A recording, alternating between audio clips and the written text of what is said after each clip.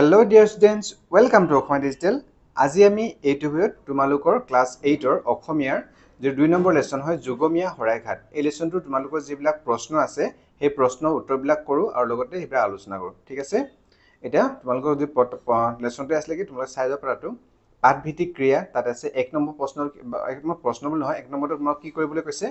পাঠটো স্পষ্ট আৰু শুদ্ধ উচ্চাৰণে পঢ়া কাৰণ ৰিডিং কৰাটো বা পঢ়াটো খুব গুৰুত্বপূৰ্ণ যিকোনো ভাষাৰ ক্ষেত্ৰতে ইংৰাজী হওক অসমীয়া হওক যিকোনো গতিকে আমি পঢ়িব পাৰিলে ভালকৈ বুজি পাম গতিকে তোমালোকে লেসন বিলাক খুব ভালকৈ পঢ়া শুদ্ধ উচ্চাৰণেৰে পঢ়িবা আৰু তোমালোকৰ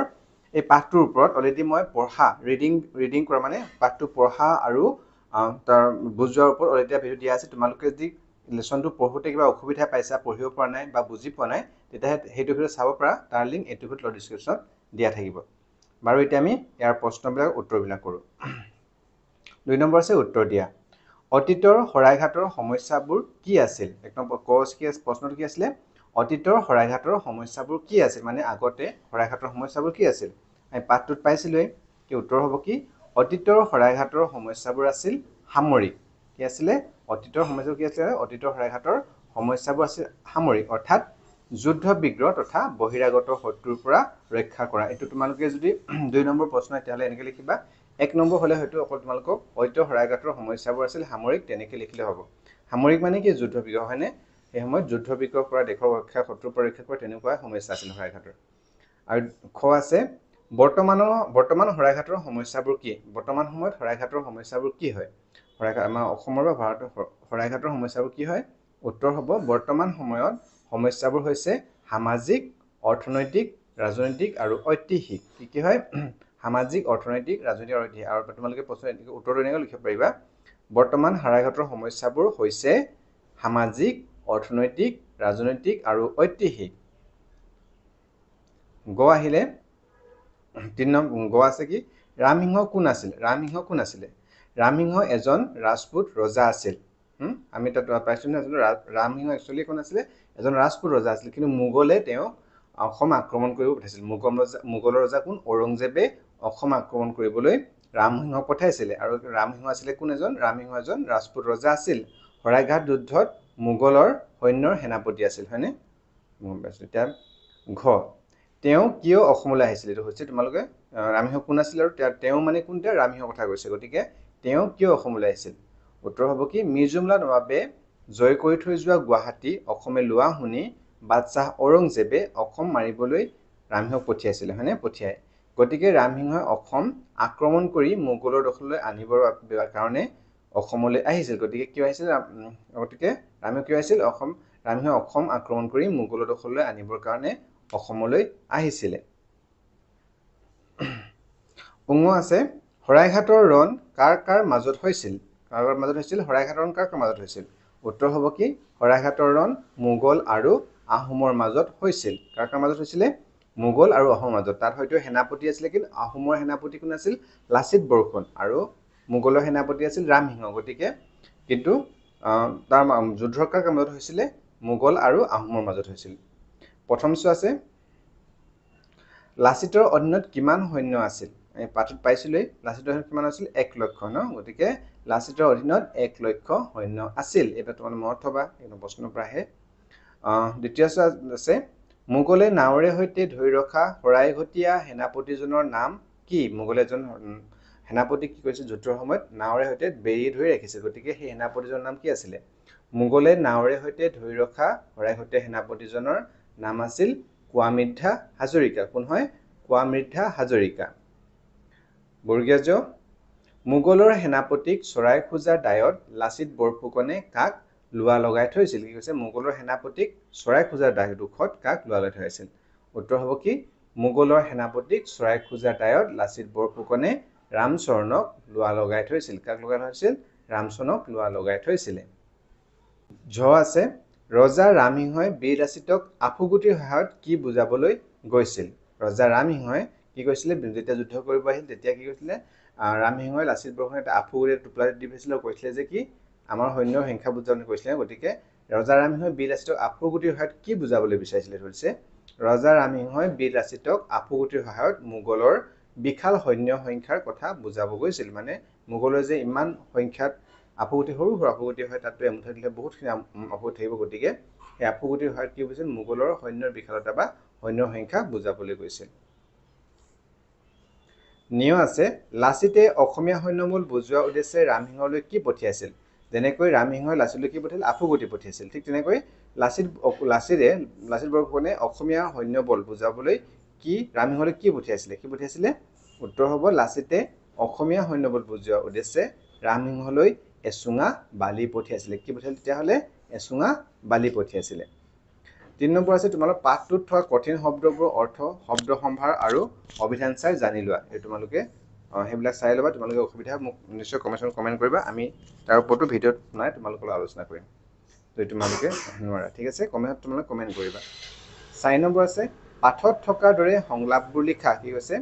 পাঠত থকাৰ দৰে সংলাপ। ইয়াত তোমালোকে এটা বাক্য দি দিছে। সেই বাক্যত তোমাৰ পাঠত আমাৰ সংলাপবোৰ যেনেকৈ আছে, যেনেকৈ সংলাপ মানে এজ ইট ইজ থাকে নহয়, যেতিয়া কোনোবা কথাখিনি হুবহু তেনেকৈ উঠাই দিয়া তাত কি কৰে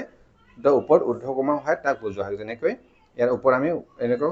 লগাই লৈছোঁ নহয়, এইটো যেনেকৈ হুবহু যেনেকৈ কৈছে সেনেকৈ লয়। গতিকে সংলাপবিলাক আমি লিখিব লাগে। ঠিক আছে, ক আছে কথাৰ বলে নোৱাৰি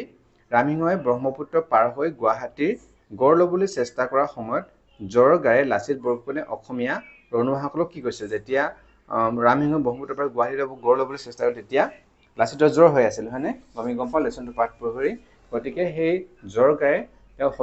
অসমীয়া জিলাৰ সৈন্য আছিল, তেওঁলোক কি বুলি কৈছিলে? কি বুলি কৈছিলে? উত্তৰ হ'ব অসমীয়া ৰনোৱাসকল, মই যুঁজিহে মৰিম। চিলা পৰ্বতৰ ওপৰত এচপৰা মাটি কিনি থৈছোঁ, তাতে মোৰ শটো থবা, নাইবা মোক বঙালে ধৰি লৈ যাওক, তোমালোকে সুখেৰে ঘৰলৈ উভতি যোৱা। আৰু তোমালোকে এইটো লিখিব সময় সদায় যদি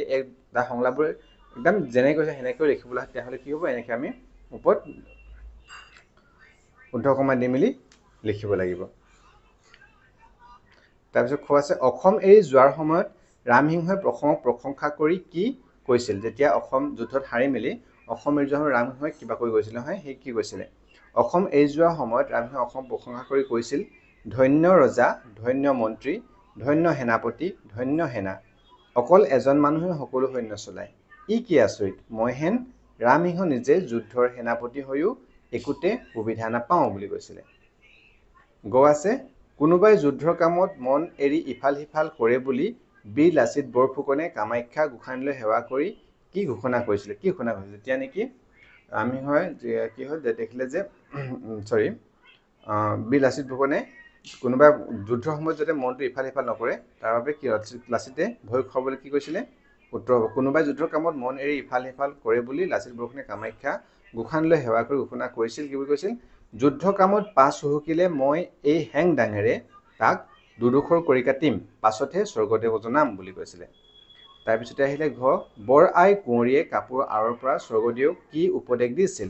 উত্তৰ হ'ব কি? বৰ আই কুঁৱৰীয়ে কাপোৰ আঁৰৰ পৰা স্বৰ্গদেউক কৈছিল বৰফুকনৰ কথা মানি চলিলেহে যুদ্ধত জয়লাভ হ'ব,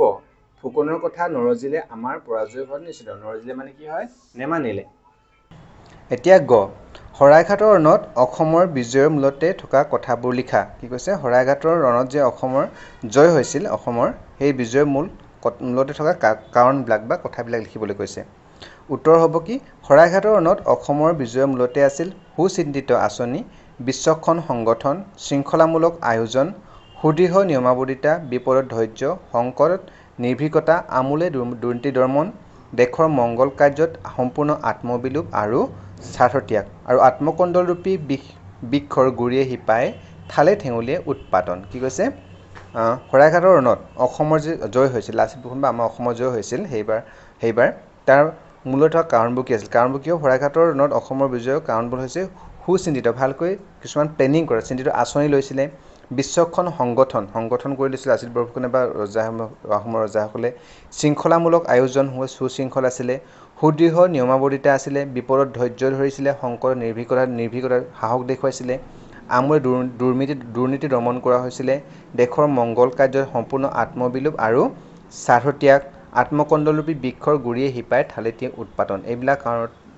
এইবিলাকে মূল কাৰণ আছিল শৰাইঘাটৰ ৰণত অসমৰ বিজয় বা জিকাৰ মূল কাৰণ এইবিলাকেই আছিল। এতিয়া 6 নম্বৰ প্ৰসংগ সংগতি দৰ্শাই বুজাই লিখা গৈছে। ব্যাখ্যা কৰিব দিছে প্ৰসংগ সংগতি দেখুৱাই। ক আছে কি? অগ্নি সৰ্প আৰু প্ৰলোভন এই তিনি একে ধৰণৰে বিষাক্ত কি কৈছে অগ্নি অগ্নি মানে কি জুই সৰ্প মানে সাপ আৰু প্ৰলোভন বা লোভ মোহ মানুহৰ এই তিন ধৰণে এইবিলাক কি কৈছে এইবিলাক বিষাক্ত এইবিলাক মানে একে ধৰণে বিপদজনক সেইটো কথা বুজাইছে গতিকে এইটো আমি এই বাক্যশাৰীটো আমি এতিয়া ব্যাখ্যা কৰিবলৈ এইনো কি অৰ্থ বহন কৰিছে ঠিক আছে উত্তৰ আমি যেতিয়া যেহেতু ব্যাখ্যা কৰা তোমালোক অসমীয়াত লৈ যেহেতু দেখিছে অসমীয়া আমি ব্যাখ্যা কৰিলে কি কওঁ আমি প্ৰথমতে তাৰ যিটো আৰম্ভণি সেইটো আমি লিখি ল'ব লাগিব অগ্নি সৰ্প আৰু প্ৰলোভন এই তিনি ধৰণৰ একেধৰণে বিষাক্ত উক্ত বাক্যশাৰী আমাৰ পাঠ্যপুথি অংকুৰণৰ অন্তৰ্গত যুগমীয়া শৰাইঘাট নামৰ পাত্ৰীৰ পৰা তুলি দিয়া হৈছে হয়নে অংকুৰণৰ অন্তৰ্গত যুগমীয়া শৰাইঘাট নামৰ পাত্ৰীৰ তুলি দিয়া হৈছে অগ্নি জুই সৰ্প যিটো সাপ বা প্ৰলোভন লোভ এই তিনিটাৰ দ্বাৰাই যে সৰ্বনাশ সংঘটিত হ'ব পাৰে তাকে বুজাবলৈ বিচৰা হৈছে মানে সৰ্বনাশ হ'ব পাৰে তিনিটা বিষাক্ত বুলি কৈছে হয়নে মোগলৰ সেনাপতি ৰামসিংহই তেওঁ আহোমৰ কটকী ৰামচৰণক আৰু নিমক লোভ লগাবলৈ ৰাজপুতনাৰ ফালৰ কাঠৰ চৰাই নাচ দেখুৱাইছিল পাইছিলোঁ যোনটো কাঠৰ চৰাই নাচ দেখুৱাইছিল ৰামচৰণে কাঠৰ চৰাই নাচ দেখি আচুভা চৰাইলৈ ঘনে ঘনে চাইছিল গৈছে আকৰ্ষিত হৈছিল আৰু ভাল পাইছিলে ৰামচৰণ কটকীয়ে অসমীয়াক দেখুৱাবলৈ চৰাই এটি খুজিলে ৰামসিংহই দুটা চৰাই দিলে লাচিত বৰফুকনে শুনি মোগলৰ সেনাপতিক চৰাই খোজাৰ দায়ত ৰামচৰণক লোৱা লগাই থলে কাৰণ লাচিত বৰফুকনে জানিছিল যে অগ্নি সৰ্প আৰু প্ৰলোভন এই তিনি একে ধৰণৰ বিষাক্ত প্ৰলোভন সৰ্প এবাৰ যুদ্ধভূমিত সোমালে সৰ্বনাশ সংঘটিত হ'ব মোগলৰ সেনাপতিয়ে আহোম শিবিৰত এই প্ৰলোভনৰ সৰ্প মেলিব বিচাৰিছিল যদিও লাচিত বৰফুকনৰ বিশ্বক্ষমতাত বিফল হৈছিল তাৰপিছতে খ আছে কি বাৰীৰ ভিতৰৰ পুখুৰী সিঁচোতেও আঠোটা দহোটা মানুহক শিঙে বিন্ধে ঠিক আছে বাৰীৰ ভিতৰত যদি পুখুৰী সিঁচো তেতিয়াও আঠোটা দহোটা মানুহক শিঙে বিন্ধে এই কথাষাৰ লাচিত বৰফুকনে কৈছিল আতন বুঢ়াগোহাঁই গতিকে সেই তাৰ বাক্যশাৰী কি অৰ্থ কৈছে আমি ব্যাখ্যা কৰিব লাগে এতিয়া উত্তৰ একে লিখি আমি বাৰীৰ ভিতৰৰ পুখুৰী সিঁচোতেও আঠোটা দহোটা মানুহক শিঙে বিন্ধে উক্ত বাক্যশাৰী আমাৰ পাঠ্যপুথি অংকুৰণৰ অন্তৰ্গত যুগমীয়া শৰাইঘাট নামৰ পাঠটিৰ পৰা তুলি দিয়া হৈছে দেশ ৰক্ষাৰ বাবে যুদ্ধ কৰিলে যে কিছু লোকৰ প্ৰাণহানি হ'বই সেই সংক্ৰান্ততে উক্ত বাক্যশাৰী উল্লেখ কৰা হৈছে মানে যেতিয়া দেশখনত যুদ্ধ কৰিলে কিবা এটা মানুহৰ মৃত্যু হ'বই সেই কথা বুজাবলৈ মানে এইটো বাক্যশাৰী ব্যৱহাৰ কৰা হৈছে কৈছে আলাবৰণত একেদিনে 10,000 অসমীয়া সৈন্য নিহত হোৱাত লাচিত বৰফুকনে বৰ বেজাৰ পালে স্বৰ্গদেৱে বিবেচনা নকৰাকৈয়ে ৰণ কৰিবলৈ আদেশ দিয়াৰ কাৰণেই অসংখ্য সৈন্য নিহত হ'বলগীয়া হৈছিল লাচিত বৰফুকনে নিজৰ একোজন সৈন্যক একোটা হাতীৰ সমান বুলি ভাবে আৰু তেনে 10,000 জন সৈন্য হেৰাব লগা হোৱাত তেওঁ এই বতৰা স্বৰ্গদেৱলৈ জনাবলৈ বিচাৰিলে কিন্তু সুবিবেচক মন্ত্ৰী আতন বুঢ়াগোহাঁই ডাঙৰীয়াই লাচিতক হাক দিয়া মানে কি বাধা দি কৈছিল যে বাৰীৰ ভিতৰত পুখুৰী সিঁচোতেও আঠোটা দহোটা মানুহক শিঙিয়ে বিন্ধে এইখন যুদ্ধই হৈছে গতিকে কিছু লোকৰ মৃত্যু হোৱাটো স্বাভাৱিক এনেদৰে সুবিবেচনাৰে কাৰ্যপন্থা নিৰূপণ আৰু ক্ষিপ্ৰভাৱে কাৰ্যপন্থা গ্ৰহণ আৰু সম্পাদন এই দুই সমাৱেশ শৰাইঘাটৰ ৰণত অসমীয়াৰ কাৰণে আৱশ্যক আছিল আৰু আগলৈকো আৱশ্যক হ'ব আছে কি সেয়ে শৰাইঘাট নাই কিন্তু শৰাইঘাট আছে এই বাক্যশাৰীৰো কি অৰ্থ প্ৰকাশ কৰিছে সেইটো আমি এতিয়া ব্যাখ্যা কৰি লিখিব লাগে উত্তৰ হ'ব সেয়ে শৰাইঘাট নাই কিন্তু শৰাইঘাট আছে উক্ত বাক্যশাৰী আমাৰ পাঠৰ অন্তৰ্গত যুগমীয়া শৰাইঘাট নামৰ পাঠটিৰ পৰা তুলি দিয়া হৈছে এতিয়া লাচিতৰ দিনৰ শৰাইঘাট নাই কিন্তু আন এখন শৰাইঘাটলৈ আছে এইখন শৰাইঘাটত সংঘবদ্ধ হৈ সদৌ অসমীয়া দেশ ৰক্ষাৰ মন্ত্ৰত একমুখী হোৱাৰ আৱশ্যকতা আছে অতীতৰ শৰাইঘাটৰ সমস্যাবোৰ আছিল কি সামৰিক এতিয়াৰ সমস্যাবোৰ সামাজিক অৰ্থনৈতিক ৰাজনৈতিক আৰু ঐতিহাসিক অসমৰ সমস্যা অন্ত নাই আৰু অন্ত নপৰে এক শ্ৰেণীৰ সমস্যা সমাধান হ'লে আন শ্ৰেণীৰ সমস্যাই মূৰ দাঙি উঠিব এয়ে হৈছে অসমৰ জাতীয় জীৱনৰ চিৰন্তন পটভূমি এই সমস্যাবোৰ ভালদৰে সমাধান নহ'লে অসমৰ অস্তিত্ব লৈ টনাটনি হ'ব সুবিবেচনাৰে কাৰ্যপন্থা নিৰূপণ আৰু ক্ষিপ্ৰভাৱে কাৰ্যপন্থা গ্ৰহণ আৰু সম্পাদন এই দুই সমাৱেশ শৰাইঘাটৰ ৰণত অসমীয়াৰ কাৰণে আৱশ্যক আছিল আৰু আগলৈকে আৱশ্যক হ'ব সেয়ে শৰাইঘাট নাই কিন্তু শৰাইঘাট আছে বুলি কৈছে বুজি পাইহে তোমালোকে যদি বুজি পোৱাত কিবা অসুবিধা হৈছে প্ৰশ্নবিলাক তোমালোকে উত্তৰবিলাকৰ তোমালোকে কমেণ্ট কৰিবা নেক্সট ভিডিঅ'ত আমি আৰু ভালকৈ বুজিবলৈ পুনৰ বেলেগ প্ৰকাৰে বুজিবলৈ চেষ্টা কৰিম ঠিক আছে আছে আফুগুটি পঠিয়াইছোঁ পথাত আফুগুটি পঠিয়াইছা পতাত পিহিলে পানী হ'ব কোনে কৈছিলে এই কথা কৈছিল লাচিত বৰফুকনে যেতিয়া নেকি ৰামসিংহই কি কৈছিল ৰামসিংহই লাচিত বৰফুকনক আফুগুটি দি পঠিয়াই মেলি তাৰ সৈন্য সংখ্যা যে বহুত সেইটো বুজাব বিচাৰিছিল তেতিয়া সেই আফুগুটি উত্তৰত কি কৈছিলে লাচিত বৰফুকনে কি আফুগুটি পঠিয়াইছে পতাত পিহিলে পানী হ'ব মই এচুঙা বালি পঠিয়াইছোঁ আমাৰ সৈন্যৰ এনে লক্ষণ বুলি কৈছিলে নহয় গতিকে উত্তৰ আমি লিখিম আফুগুটি পঠিয়াইছা পতাত পিহিলে পানী হ'ব উক্ত বাক্যশাৰী যুগমীয়া শৰাইঘাট নামৰ পাত্ৰীৰ পৰা তুলি দিয়া হৈছে ৰামসিংহই লাচিত বৰফুকনলৈ এটোপোলা আফুগুটি পঠিয়াই দিছিল মোগলৰ সৈন্যৰ বিশালতা বুজাবলৈ তেতিয়া লাচিত বৰফুকনে ৰামসিংহলৈ এচুঙা বালি পঠিয়াই কৈ পঠিয়াইছিল যে তোমালোকে আফুগুটি পঠিয়াইছা যি পতাত পিহিলে পানী হৈ যাব কিন্তু আমাৰ সৈন্যৰ সংখ্যা সৰহ আৰু যাৰ মনোবলো বালিৰ নিচিনা টান অৰ্থাৎ সহজে গুৰি কৰিব নোৱাৰি এইদৰে লাচিতে ৰামসিংহক প্ৰত্যুত্তৰ দিছিল আছে এই সমস্যাবোৰৰ ভালৰূপে সমাধান নহ'লে অসমৰ অস্তিত্বলৈ নাটনি হ'ব গতিকে এই বাক্যশাৰীনো কি বুজাব বিচাৰিছে আমি এতিয়া উত্তৰটো লিখোঁ উক্ত বাক্যশাৰী আমাৰ অষ্টম শ্ৰেণীৰ অসমীয়া পাঠ্যপুথি অংকুৰণৰ যুগমীয়া শৰাইঘাট নামৰ পাত্ৰীৰ পৰা তুলি দিয়া হৈছে বছৰি বানপানী দুৰ্যোগ খৰাং বতৰ দুৰ্যোগ মাৰিমৰক ভূঁইকঁপ ওচৰ চুবুৰীয়া জাতিবৃন্দৰ লগত লেনদেন বিশ্বজগতৰ লগত যোগাযোগ আৰু চলাচল ব্যৱস্থা মানুহৰ কুপ্ৰবৃত্তি দমনৰ আৱশ্যকতা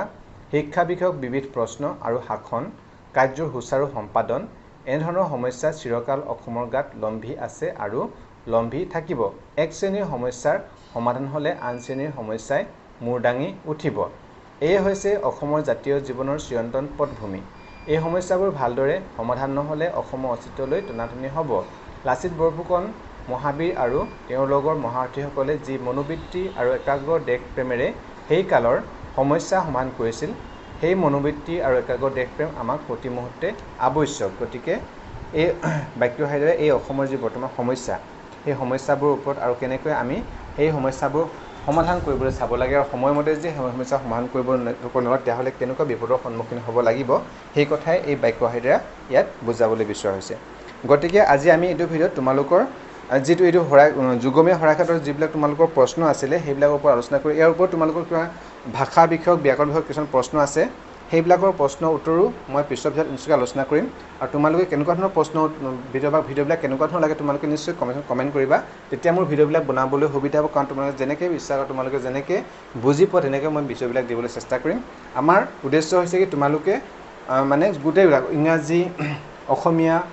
যি ছাবজেক্ট আছে যিমান পাৰোঁ সিমানলৈ সকলোবিলাকত তোমালোকৰ যি কিবা ডাউট আছে সেইবিলাক সকলোবিলাক আমি তাত আলোচনা কৰি সেয়া সমাধান কৰি যাতে তোমালোকে ঘৰতে বহিও ভালকৈ মোবাইলৰ সুব্যৱহাৰ কৰি বা ইণ্টাৰনেটৰ সুব্যৱহাৰ কৰি তোমালোকে শিক্ষাৰ ক্ষেত্ৰত আগবাঢ়ি যাব পৰা থেংক ইউ ফৰ ৱাচিং আৰু যদি তোমালোকে যদি ভিডিঅ'টো ভাল পাইছা তোমালোকৰ সহায় হৈছে বুলি ভাবিছা এটা লাইক কৰি দিবা আৰু তোমালোকৰ ফ্ৰেণ্ডছৰ লগত শ্বেয়াৰ কৰি দিবা থেংক ইউ